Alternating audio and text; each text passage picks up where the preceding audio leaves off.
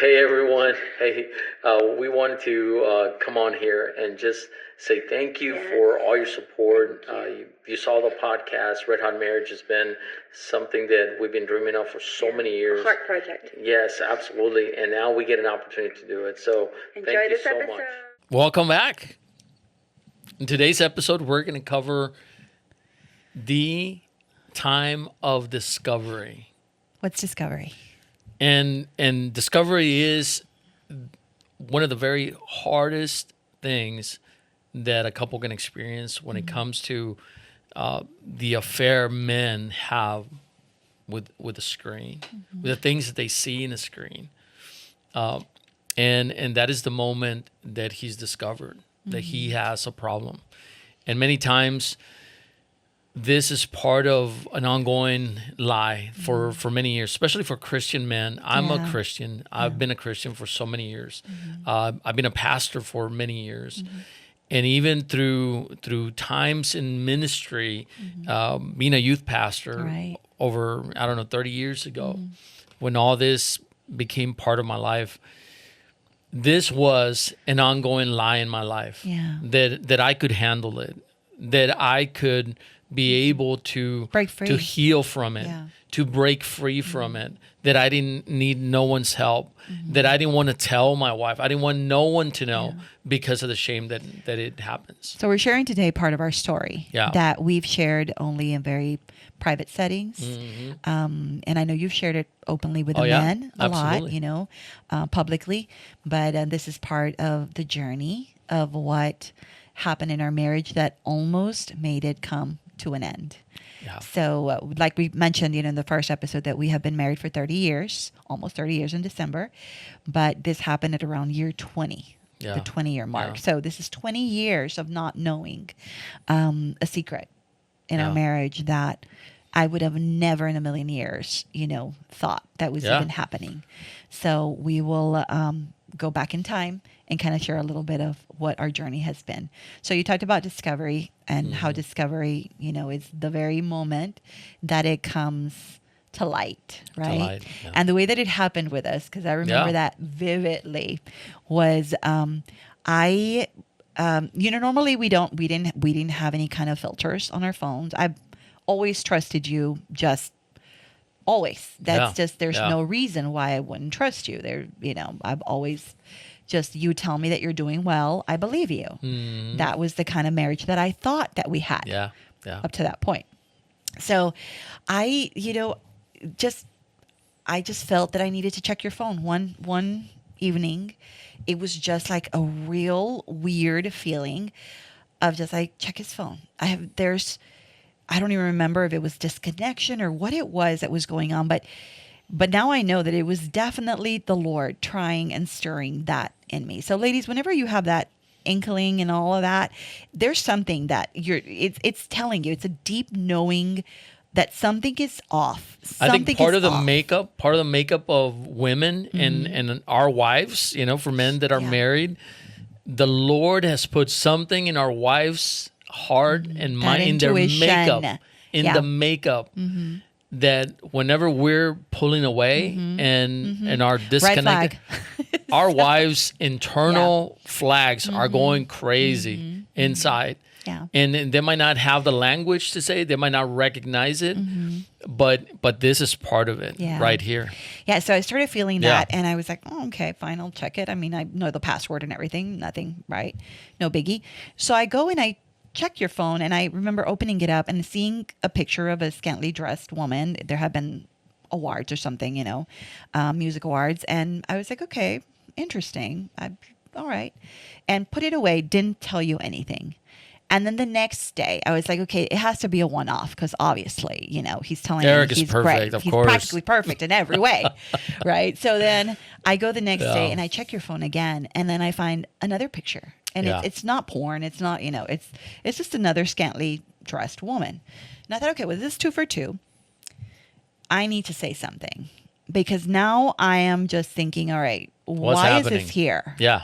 And what is happening, right? I'm seeing you change and shift and just be a jerk at times, just attitude. And And I don't know what I did because I'm thinking something's wrong. Like I maybe did something, right? I don't even know. So I just confront you and I just ask you, hey, babe, I noticed that there was these pictures there on your phone. And is there a reason why they're there? And that was my question. Absolutely. Yeah. I remember and then at that point, what happened? And at that point, I was like, I had I think for many years, it had been a burden that I carried. Yeah. And part of like the reactions that I had at different times in different conversations outside of this moment, that I responded a certain way, that my life was a certain way. Right. Yeah, it was because I carried the shame of this very moment that ended up right here where we're talking about now, that I had a decision to make, a pivotal decision to make. And I could have gone with the thought of, oh, honey, it was just like an award show and this women are beautiful. And I was just came up my feet and I was looking at them and that was it. But there was a lot more to that. Yeah. And in this moment, I decided to really just share with Diana everything that was in my heart, everything that I had been lying to her about, right?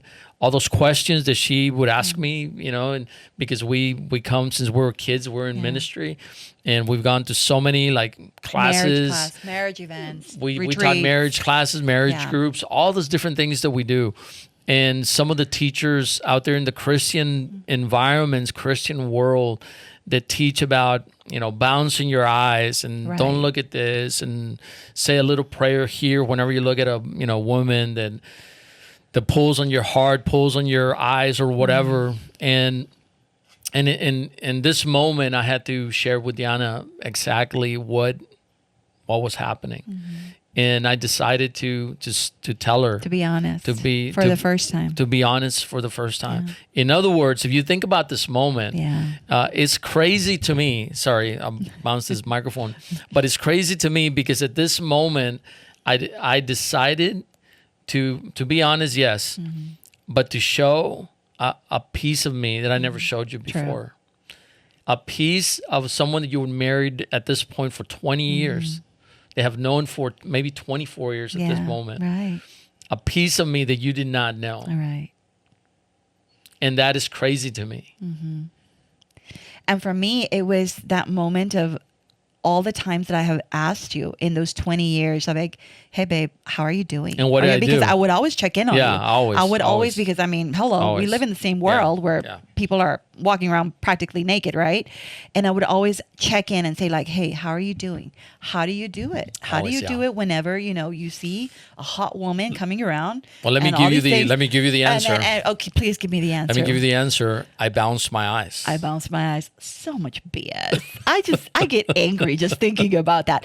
And I believed you because why wouldn't I? Absolutely. Of course. Why wouldn't of course. I? So that was a part of then stepping into the betrayal realm of then being told one thing. And even in times that I would, feel disconnected and feel like you would pull away and everything, I'm here blaming myself. That it's obviously maybe something that I said. Maybe I didn't have enough respect. Yeah. I roll for days on that one. But maybe I wasn't honoring as a wife. Maybe all the things that we've been taught as Christians that we should do as women. As right? women, yeah. All these things, right? And so I would just kind of play that in my mind. Well, maybe I need to be a better cheerleader. I need to be a better individual. All these things were about me. Yeah. Right? And I think in that moment when you told me that, I was proud of you for saying it. And before I left for the day, I had a big day planned out. Oh. And before I left for the day, she goes, honey, I'm good. Thank you so much for telling me. Thank you for telling me. Because I've always played it in my mind. And the bomb went off. Well, you're getting ahead of the story. Because now I just share my part of the story. But so that day you had all these things planned and everything. And I remember thinking all the time, because I'm a planner. So I was thinking, if ever my husband comes and tells me something like this, I had already planned out in my brain, I'm gonna be receptive. I'm gonna be a woman that listens. I'm gonna be a wife that's understanding. All the different things with the training, with all the things things that you've told other women. Exactly, that I've told other women to do, right? So I'm practicing this right in my head. And then at the same time that you're telling me these things, right? You're saying, honey, for you, it's a moment of discovery, of uncovering yourself, right? Completely coming clean, and crying, and unburdening yourself. Yeah. And in that moment, my mind is racing, but I'm thinking of all the things that I have already planned to say in case that would ever to happen, right? But then in that split second, I just felt the Lord do something really supernatural in me. Yeah.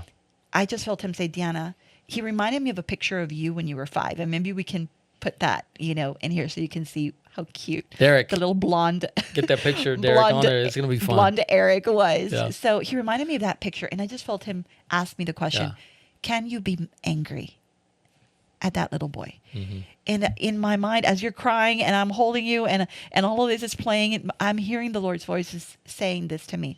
And I just thought like, no, Lord, I cannot be angry at that little boy. And I just felt God say, I need you to see him as that 5-year-old for this time in this season.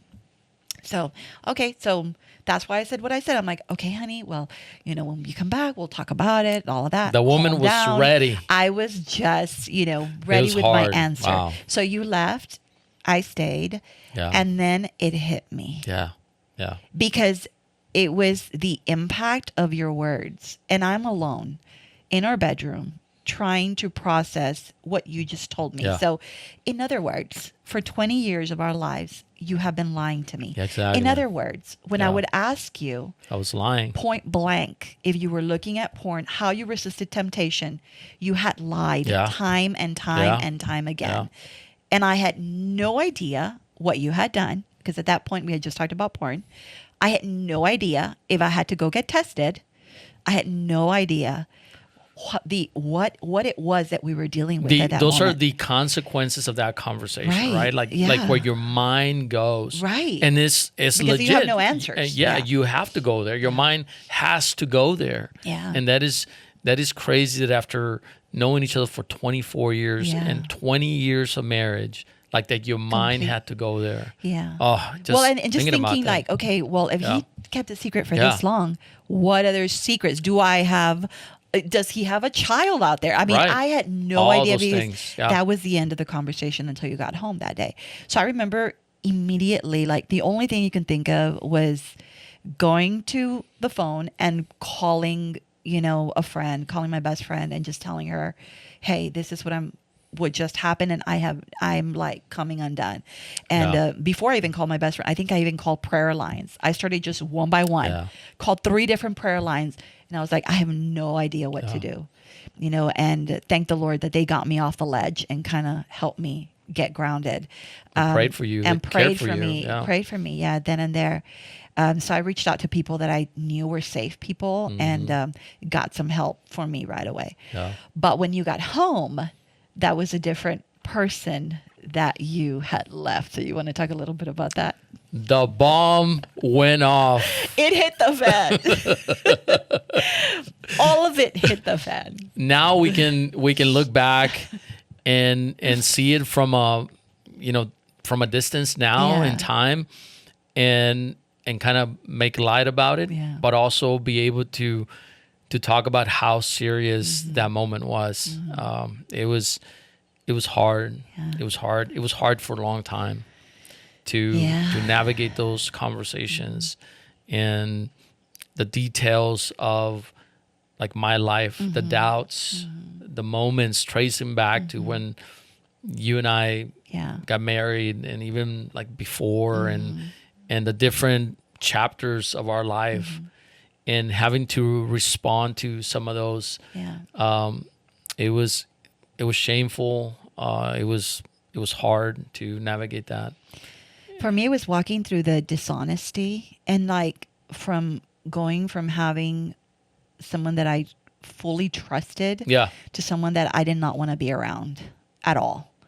I was so afraid of what I was going to find out when you would get home, and I didn't know what to even do. I remember the week that followed was like I stayed in bed. I did not want to get out. I did not want to do anything. I went on a crash diet course too, because I thought, well, I didn't understand what addiction was. I didn't understand sexual addiction in any way, shape, or form. Yeah. So I blame me. I blame me for, having cancer. I blame me for not having this perfect body. I blame me. And it was like the world became terrifying to me. Yeah. Women became terrifying. And if you know me, I am an advocate of women. Absolutely, I am you are. one that I will point out. I'm like, oh my gosh, that girl is so beautiful. And I'm always telling people that. Yeah. But now I was completely paralyzed in fear that it became everyone became a competition, became, a reminder of what I did not amount to. Yeah. And it was a very, very dark time for me. So when you came home and you found this completely different wife that you left, the one that you left before was understanding, so understanding, so kind, so grounded, so sure of herself, like what was going to happen. Yeah. When confident in herself confident, too. Yeah. And when you came back, you found somebody. Yeah. When I came back, it was totally different. Completely different. Mm-hmm. It was a woman, my wife, that was broken, completely beyond repair. Yeah. Broken. And I did not recognize that woman. Mm-hmm. Mm-hmm. So many doubts, so many insecurities, so much pain. Yeah. That it was hard to understand. Mm-hmm. So now when we sit with couples and we see them navigating this, and we see that the marriage was once this, and then it has like completely crumbled. We get it. Because we were there. Yeah. We were in that space of like, we don't know if we're going to come out of this. Yeah. And I don't see that's the right and accurate statement. Yeah. We didn't know if we were going to make it. Mm-hmm. We didn't know if we could mend the relationship. Mm-hmm. We didn't know that. Yeah. I remember in those few weeks that followed and days, we right away found, someone to help us professionally. I found a therapist, and because I didn't know what I was looking for in a therapist, the therapist that I went to was incredibly just damaging to me. Yes. And had to ultimately find someone else that was trauma-informed, that actually knew what they were talking about. So that's also part of our story, that we don't want people to fall into the hands of the incorrect help, because that can then set them back on their healing. And I found that that's what happened to me. I'm being told all these things that are completely not trauma-informed. I think there's a couple of things out there that we had to face. Yeah. It's like the sifting through different types of therapy specialists to find the ones that can actually help you. Right. And what are the research behind that? Like, which are the ones that can actually help you navigate something like this? Yeah. If you're a believer in Jesus, if you're a Christian, there's a particular type of therapy that you need to get. Someone that understands, that knows this path, right? The other part is also the availability of therapists, right? So two big barriers: the type, the unique skill set that it takes, and also the availability. And sometimes, because you have people that are skilled in this area, doesn't mean that they're available to help you in that moment that you need them the most. And that became a crucial challenge for us to overcome, that we needed to overcome. And because ultimately, like, you needed to find someone that was trained to deal with, with you. So for that, you need a CSAT, which is a certified sex addiction therapist. And I needed someone that was trauma informed on betrayal trauma specifically. And the therapist that I had chosen was not. Yeah. Was not. So the advice that I was getting was completely opposite to what someone that has that kind of specialty would even do. So that's why I say that it was harmful. But you, thankfully, did find someone that was able to help you and start that process for you. So it was months that followed during, that season that we were disconnected, that we really could not even have conversations, because what they would turn into, I would become a puddle of tears, and I would go angry so quick. Yeah. And then you would just shut down. I would shut down. I didn't know how to handle the emotions. I didn't have the tools. Yeah. I didn't have the language that I needed to explain to you what was going inside of me, what I was feeling, which is exactly the things that you needed to know from me, what was happening inside of me in my mind at that moment. And at the moments where I faced the addiction, and I had to, see the screen, that I had to be connected to the screen to navigate what was happening in me. And I didn't know, I didn't have the language to explain to you why I needed to go there. Yeah. What was happening in my mind, what was happening in my heart, in my body, that I needed to go there. Right? Yeah. And that was you difficult. were not even aware. No, I was not aware. I didn't have the language. I didn't know. You didn't have the emotional language to even do that. And for me, it was like, okay. You were looking for it. And I was looking for safety. That's all that I'm looking for. So anytime that a wife comes and they're asking you these questions, it's because she's seeking safety. Like, are you going to go back to this? Like, what is going on in your mind? But when your husband is shut down and doesn't even know how to tap into that part of him, it is incredibly frustrating. And you feel crazy. Yeah. You feel crazy. So I remember asking you questions over and over again and wanting to know every single detail of things that I should have not even wanted to know, but I wanted to know because I'm seeking safety at that point. I remember one of the times that I would like I said, I got into a fitness rage. Too bad I didn't keep it, but I would go and I would run. And I would go to the treadmill, go to the rec center, and just start running. And I would just run until I couldn't feel my legs anymore. But it was like me punishing myself, also trying to run away from the life that had just imploded on me. And I remember doing that. So I remember one of the times that I was going to be going to the park late at night, you wanted to come along. And I was like, sure, just come. And we're walking the trail and we're running the trail, walking the trail, doing all of that. And then we're listening to this podcast on addiction. And I asked you something. I don't even remember what it was because it's so long ago. And I saw you become like a little boy, just really cower and just kind of get really, really small. Yeah. And when I saw that, I was reminded of the 5-year-old that God had told me to remember. Could I be angry at him? But I was so angry at you already that I was like, look at me. Why are you acting like a little boy? Look at me. Like, don't do that. Look at my eyes. I like a mother because I was so pissed. I was just so angry that there had been other things that I had asked you. And then you would kind of go back and retract. Like, you were giving me just enough information, but not the full picture. And I was pressing you for more details. Because you knew that there had to be more. There had to be more, and I couldn't shake it off. Like, he's lying.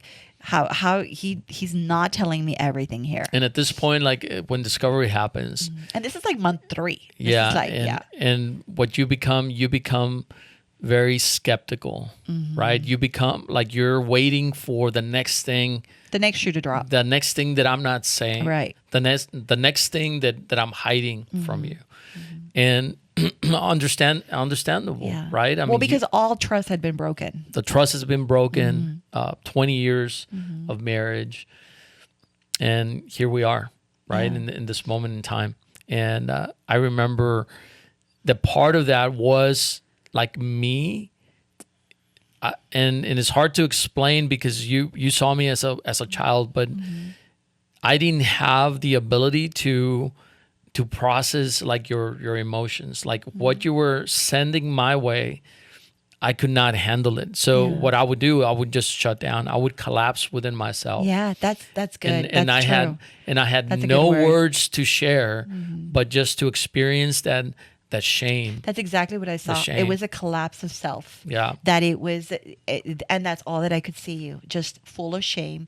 Yeah. So when you're full of shame, there's no way that you can see outside of that. And we've learned that now through counseling and therapy, right? That you can't do that. You cannot empathize. So you didn't even know how to empathize. Yeah. No. And that's something that I didn't realize that you could not experience. In thinking back, there were very few times that you cried, that you would express like deep, deep sorrow. Yeah. Like you didn't even have that type of emotion. No. But because you were so disconnected from life and people. Right. From the only emotions that I had was anger, happy, and sad. That's it. And hungry. Yeah. But anything else was absent. Right. And until we've gone through this process, we realize now that that had been missing in your life forever. Right. And I think that in that time, men need to find someone that they can be able to talk to to help them navigate that very intense time. And I think that part of our, part of Red Hot Marriage, we want to do that. I want to do that for men. That if they're navigating, anyone out there that is navigating this point in their life right now, they're a Christian couple, if they're a couple, maybe you're not a Christian, maybe you're just struggling through this. Like you need someone. Yeah. And I want to be there for you, for the men. Yeah. I want to help you navigate the season in your life because it's going to make all the difference. It is. How you heal. So now this has hit your life and now you don't have the privilege of saying, wait a minute, I cannot deal with this. No, as a grown man, you need to face it. Man up. You need to face it. Yeah. But to face it, you need someone to be in your corner because your wife you cannot put this on your wife. No. Your wife wants to be as far away from you as possible. Yeah. But she's open to hearing what's happening in your life. And maybe you taking that step could create another step and another step. I think that the biggest thing for me, and we would have these conversations too, that I wanted for you to be accountable. Yeah. Because I couldn't take it. I could not be dealing with, I didn't want to be your accountability partner. I didn't want for you to come and tell me, oh, well, I've had this. I couldn't deal with it. I was already dealing with all the hurt and the pain that this had, caused, that I couldn't carry that for you. And that was necessary, that you needed someone. And that's what we need to have when we're facing this. That's why our passion is this, because we wish that we really would have known, like, oh, okay, well, this is going to happen. Then this is going to happen. Okay, let me help you walk this out. I think that what we've seen happen with couples that don't get help is that they get stuck in this place, and they live there for 10 years, 15, 20 years. Right. Like, and it just becomes that place where their marriage goes to die. Yeah. And that is our passion, to help people that are right here at the beginning, the genesis of their relationship crumbling or coming into, being discovered like this. Right.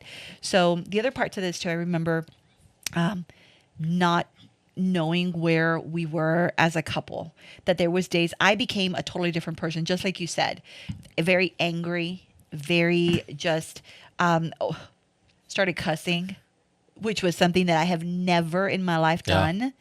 But it was like that was the only way that I could express how angry I was.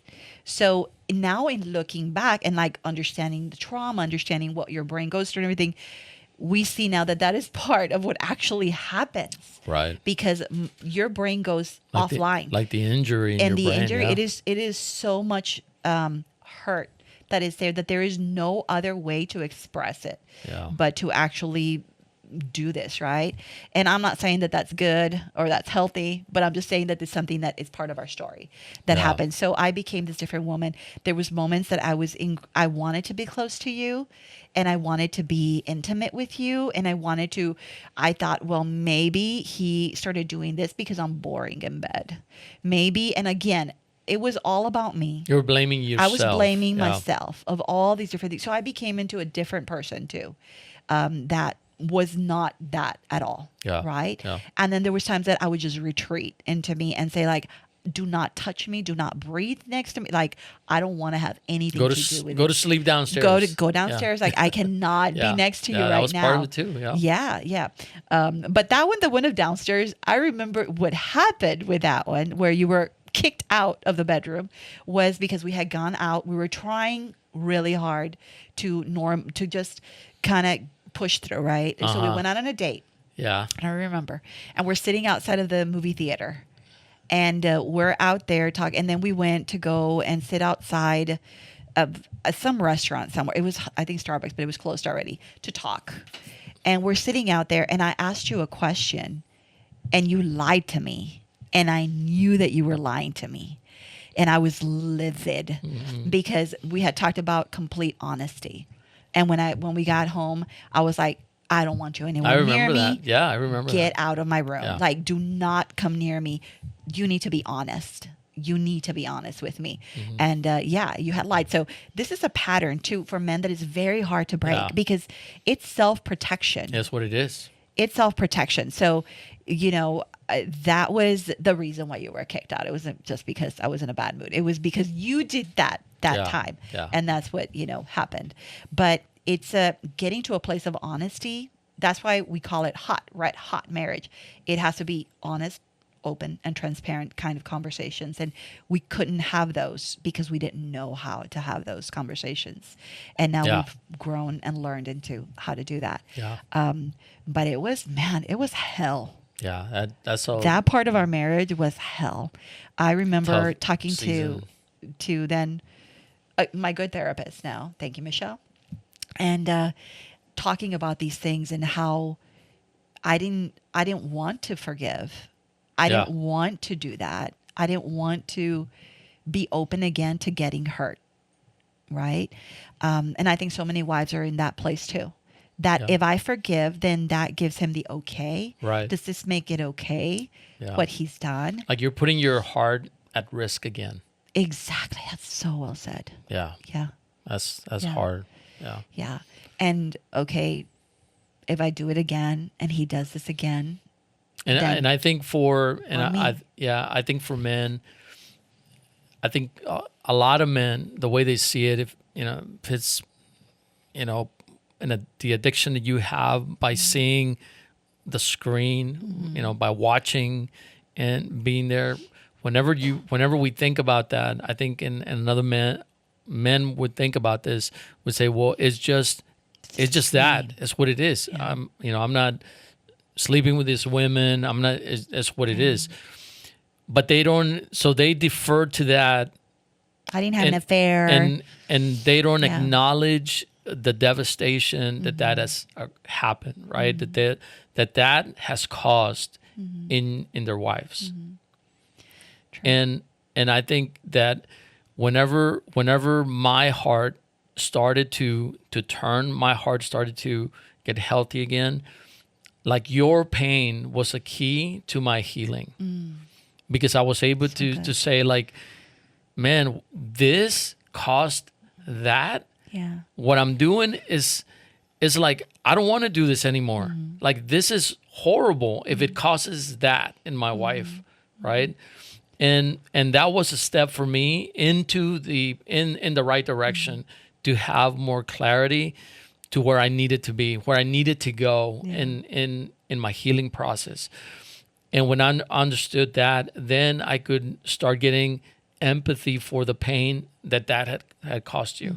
I was able to be more sincere with my apologies, with what I had done to hurt you, that I think that a lot of men would maybe say, well, it's just this, right? No, minimize it. It's nothing. Why are you acting this way? Yeah. But we've heard that before. We've heard that before. Like, I didn't have an affair. I didn't go to the strip club. I didn't do these things. I just watched a little bit of porn. Yeah. Okay. And that is a way to minimize. That's a way to not put it on you and to put it on her. The way her reaction, the way she is, taking this, what you did, and that is very devastating.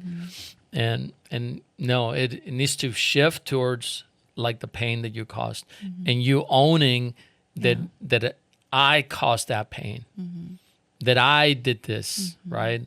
And now I want to turn away from that, and I don't want to do that. I want to get the help that I need, and I'm so sorry for what I caused in you. Not the way you react. I'm so sorry for the way you're reacting to this. No, it's for what I caused in you.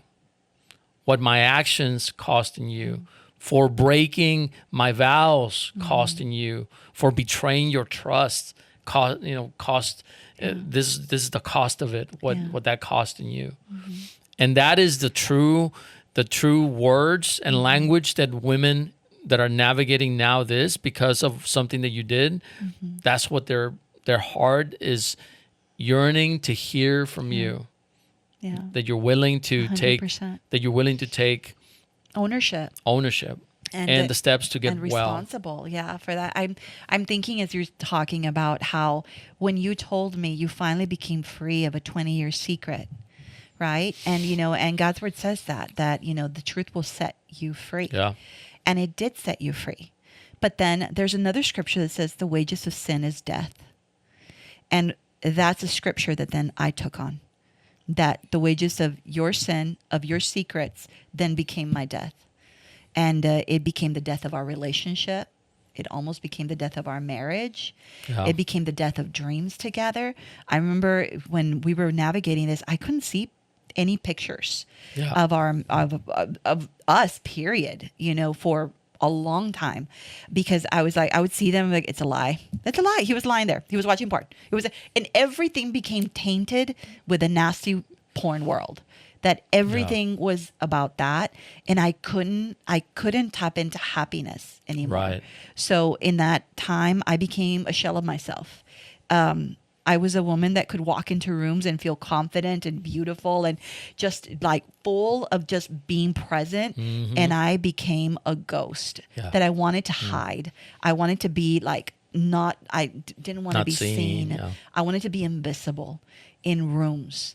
And that was completely the opposite of who I had been all my life, because that's how much harm it caused. So when we're talking about, yes, men thinking, well, it's just a screen, it's just a little bit of porn, it's just a little bit of entertainment, whatever. Yeah, right? I was bored. I was, whatever. Yeah. Right. And now we know that all of this is an attachment, issue, and it comes from trauma many times, and we'll go into those parts of our story later on. But we know a lot more than it's not just a lust issue. Yeah. And that's what I think we need to make sure that men that are in this space understand, that so much of this comes from a place of trauma. So much of it comes from places in the men's heart that have been deeply wounded, that need to be restored. That's why we believe that, yes, the Lord can do miracles. Yes, he can come in and you can pray and fast and do all the things that we tell you that are good for you, that we should be doing in the first place.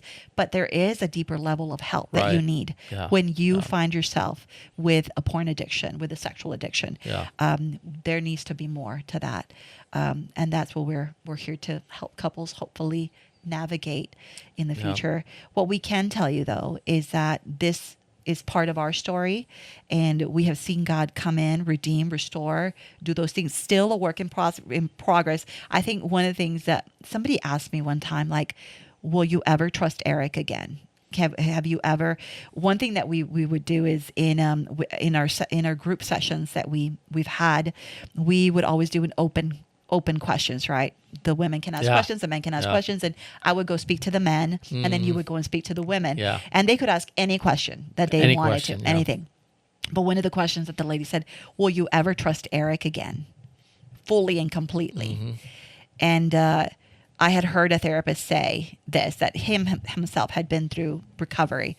It's like, I have asked my wife to never trust me again, because this is an area in my life that I have to work on every single day.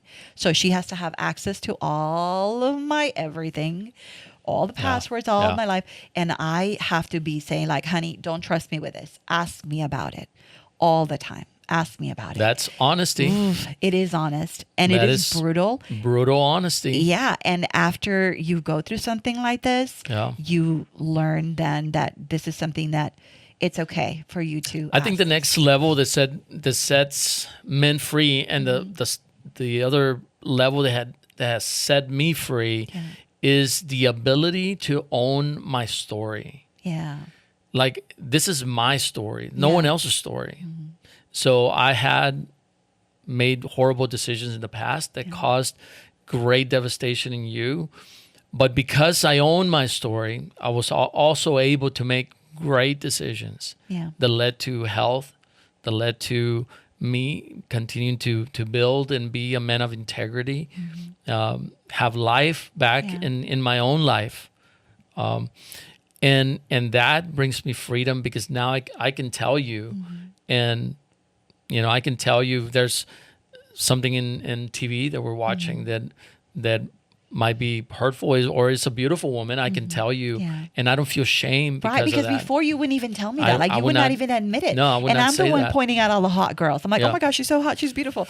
And you were like, because okay, it was but shame. you were like keeping it. Yeah, it was part. I didn't want to say. So now the part of taking responsibility for your choices, for your life, right, for the wrong and the good, now gives you the opportunity to be honest like that gentleman. Yeah. Honest. Hey, don't ever trust me again. Trust me. No, ask me. Yeah, ask me about it. And whenever you have questions, things that come up from time to I tell you, ask me, tell me, True. because I'm not hiding anything. Yeah. And because I'm not hiding anything, my heart is open. Like, you can ask me. And before, I think that you would get angry. I would. Like, if I were to question these, like, I would why resist are you it. meant? You would resist it. Yeah. You would resist, and then you would gaslight me. Yeah. So dirty. so dirty. bad. I forgive you. That though. sounds bad. It I know. It was bad. I gaslit. Yeah. 20 I was years. bad. You were What bad. a liar. A liar. Yes, for sure. But I'm not a liar anymore. Not anymore. So we're keeping you accountable. But no, that's part of healing is true. It's like being honest with yourself and not needing to hide those things. You know that if Henry Cavill would walk into this room, we would have issues here. We would have issues. I don't know if your wife would be able to just look away and just like bounce my eyes. I don't think that I could do that, but you know that. And I think that we can have honest conversations that are playful, that are open, that are just like, it is what it is. We know that we live in a world where there's people that are going to be really attractive. We know that we live in a world where it is sexualized everywhere that you go. Yeah. But can you live a life that is honest before God, first and foremost? Before the person that you have vowed to be faithful to. Yeah. Not only faithful with, ourselves, but faithful with our heart. And I think that when men fall into porn and they've been caught in this web for so many years, their heart is not at home. Their heart is so far from home. Because they're what's happening there. What happens in those moments is that men pour their emotions into the screen because they don't have a language how to do it with their family, with their kids. So whatever they're feeling, they'd rather just look at a screen and pour their emotions there. And those are the things that connects men to their wives and to their families. So by them pouring it there, they don't have to expose their heart of being weak or show what the men consider being weak, showing emotion, showing concern, or showing maybe some soft parts of you with your wife, with your kids. And whenever your heart turns, now you're able to express those beautiful things, and you leave behind the screen, and you're able to pour those things on your wife. Those beautiful feelings that are hard too. Man, today it was a tough day. I feel like defeated. I don't know what to do. I had a bad day. You can share with your kids. You can listen to their hard days and not have to make them like hard as nails or hard as steel. But you can sit there and be in those hard moments and help them navigate those hard moments, because now as a healthy man, you're able to carry those things. Yeah. And we'll talk more into what got you here. Yeah. Because every man that walks this path, there's always a beginning to why even they landed in this place. Yeah. And why addiction, specifically sexual addiction. But we have so much more to share, and we could be talking here for days, and we will, just sharing tools and just more on how you can get free from this, and really how to create a marriage that is open, honest, and transparent, and that it'll be something that you're proud of in the years to come. Yeah, that you continue to build. a red hot marriage. Yeah. So if someone out there is facing this moment in their life, a couple, they're having a hard time. I'm going to say to the men, find a place to reach out. Yeah. Through any Our of those information will be social media channels here. Yeah. And I'll be happy to get on a phone, get on a Zoom call with you and explore how I can help you navigate this. The holidays are around the corner. Yeah. This presents a very unique, hard situation to walk through, especially if you're going through this. Especially, yeah. So you need someone in your corner, and I tell you that you need a mentor that knows how to navigate these things, that has been there before, that has climbed the mountain and fallen several tiers down, and knows the trail, how to continue to navigate this in a healthy way. And I've told the men that you've coached in the past too that I can't think of a better man than you. I am so proud of the work that you've done and who you've become in this process, that it's not the same husband that I had when I first married. And I can look at you and be proud of you and know that my heart is safe with you because you've done the work, babe. You've done the work. Been the toughest thing that I've ever done, and that I ever will do. Probably. Yeah. Well, we got to talk about later on, but we'll leave that for maybe the cliffhanger of how the recovery began, and maybe we'll talk a little bit about the process in the next episode. Yes, I think that's important because you can talk about being strapped down to that machine and all of that. Well, let's leave that as a cliffhanger. But on my end, I would love to work, and this is my passion, to work with women that find themselves at the point of discovery where your world has just crumbled, where you have no idea how you're even going to get up to go to work the next day, where if you're even going to make it out of this marriage, what's going to happen with your kids, with you, with all the things that you have to handle when this comes undone in your life. So that's my passion, to work with women that are in this place and to pull them up and say, come on, baby, you can make it. You can make it. We're going to make it together, because that's a lifeline for someone's heart. So that's our passion. And we're so excited that we're here talking about this and just opening up a piece and a part of our story that we know that can help people. Yeah. So until next time. Until next time. Yeah. Yeah. Love you, honey. I love you, baby.